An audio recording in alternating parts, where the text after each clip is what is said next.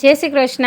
આજે આપણે બનાવીશું ગુજરાતીઓના મોસ્ટ ફેવરિટ ખાટિયા ઢોકળા, જે એકદમ પોચા રૂ જેવા અને જાળીદાર બનીને તૈયાર થાય છે।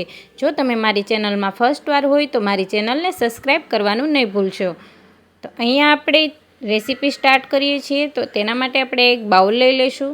ત્યારબાદ તેમાં 2 વાટકા ચોખા એડ કરીશું। 2 વાટકા ચોખાની સામે આપણે અડધો વાટકો ચણાની દાળ લઈ લેવાની છે। તેને સારા પાણીએ ધોઈ લેવાની છે। આગળ હું તમને વિડીયોમાં બતાવીશ કે આપણે ઢોકળા છે તે કેવી રીતે જાળીદાર અને પોચા રૂ જેવા બનીને તૈયાર થાય છે, એટલે લાસ્ટ સુધી મારો વિડીયો જોવાનું ભૂલશો નહીં। ચોખા અને દાળ સારા પાણીએ ધોવાઈ જાય ત્યારબાદ આપણે તેમાં પાણી એડ કરી અને તેને પલાળવા રાખી દઈશું। આ ચોખા અને ચણાની દાળને આપણે 5 કલાક પલાળવા રાખી હતી। 9 વાગે પલાળી હતી અને આપણે 2 વાગે તેને ક્રશ કરવાની છે। તો તમે જોઈ શકો છો દાળ અને ચોખા સારી રીતે પલળી ગયા છે, એકદમ સોફ્ટ થઈ ગયા છે। હવે આપણે તેને મિક્સર જારમાં એડ કરી ત્યારબાદ આપણે તેમાં દહીં ઉમેરવાનું છે।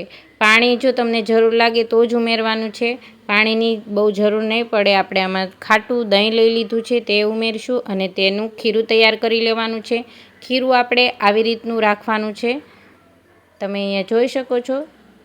આવી રીતે આપણે થોડુંક દરદરું અને બહુ સ્મૂથ થઈ નહીં એવું ખીરું રાખી અને આપણે કુકરની અંદર જ આથો લાવવા રાખીશું। કુકરમાં જો તમે આથો લાવવા રાખશો તો ઢોકળાનો આથો છે તે બહુ જ સરસ આવશે। તેમાં નમક એડ કરી દઈશું, હળદર પાવડર એડ કરીશું અને 1 ચમચી તેલ એડ કરવાનું છે। આવી રીતે કુકરમાં આથો બહુ જ સરસ આવે છે અને ત્યારબાદ તેને સારી રીતે મિક્સ કરી દઈશું। હવે આપણે તેનું ઢાંકણ બંધ કરી અને જ્યાં તડકો આવતો હોય ત્યાં રાખવાનું છે। તડકે રાખીશું એટલે આપણો આથો છે તે બહુ જ સરસ આવશે। તો તમે અહીંયા જોઈ શકો છો આપણે તેને 2 વાગે ક્રશ કર્યું હતું અને આપણે 5 વાગે ઢોકળા તૈયાર કર્યા છે। તો આથો છે તે બહુ જ સરસ આવી ગયો છે।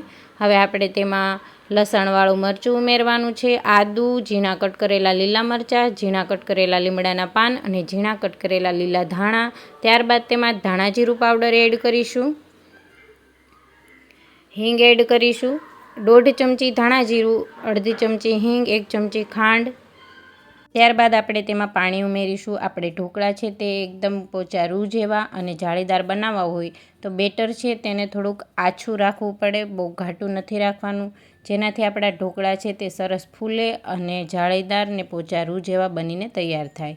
તો અહીંયા આપણું જે બેટર છે તેમાંથી એક નાની તપેલીમાં જેટલા આપણે ઢોકળા બનાવવાના હોય એટલું અલગ કાઢી લેવાનું છે। ત્યારબાદ તેમાં સાજીના ફૂલ કે તમે એનો જે પણ કાંઈ નાખતા હોય એ અલગમાં નાખવાનું છે, બધાય બેટરમાં નથી નાખવાનું, અલગ આવી રીતે કાઢીને ત્યારબાદ જ નાખવાનું।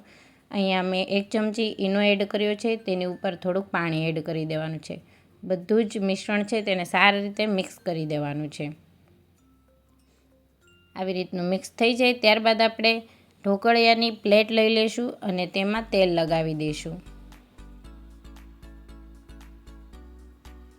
સારી રીતે તેલ લાગી જાય ત્યારબાદ આપણે જે ખીરું છે તે પ્લેટમાં પાથરી દેવાનું છે સરખી રીતે અને ઉપરથી લાલ મરચું ચાટી દેવાનું છે। તમારે લસણવાળું છાંટવું હોય તો એ પણ છાંટી શકો છો।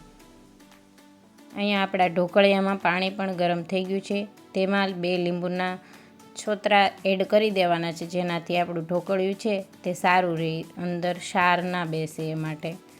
તો તેને આપણે 20 મિનિટ સુધી સ્ટીમ થવા દઈશું। તો ઢોકળા છે તે સારી રીતે સ્ટીમ થઈ જશે અને સરસ રીતે બનીને તૈયાર થઈ જશે। તમે અહીંયા જોઈ શકો છો આપણા ઢોકળા છે તે તૈયાર થઈ ગયા છે।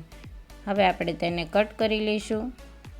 આપણે એકસાથે બેટરમાં એ માટે ઈનો અને સાજીના ફૂલ એડ નથી કરવાના, કેમ કે તમે એકસાથે બેટરમાં એડ કરી દેશો તો ઢોકળા છે તે સારી રીતે નહીં ફૂલે, કેમ કે તે જાજો ટાઈમ સુધી રહે, આપણે જ્યાં સુધી આ પ્લેટના ઢોકળા સ્ટીમ થતા હોય ત્યાં સુધી બેટર પડ્યું રહે તો તે ઢોકળા સરખી રીતે પરફેક્ટ નથી બનતા, એટલા માટે આપણે અલગ કાઢીને પછી જ એડ કરવાનું છે।